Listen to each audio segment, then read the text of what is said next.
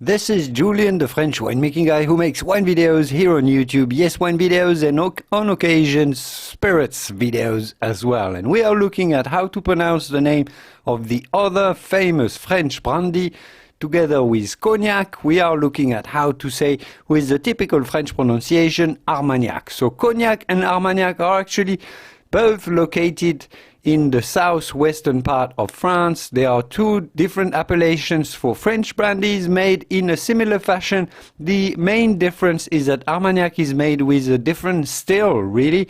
The main difference is that Armagnac is made with a different still using slightly different grapes as well. So how do you go about pronouncing Armagnac? Well, first say Ar and then Ma, Ar, Ma, and then Gnac. Do not pronounce the G in the middle. Do not say Armagnac, but rather Armagnac. The typical French pronunciation, Armagnac. Armagnac. Un verre d'Armagnac. A glass of Armagnac. Un verre d'Armagnac, s'il vous plaît. A glass of Armagnac, please. Armagnac. I hope this video was useful. If it was, give it a quick thumb up before you go to support my work, and I will see you soon in the wonderful world of wine. Au revoir. Bye-bye.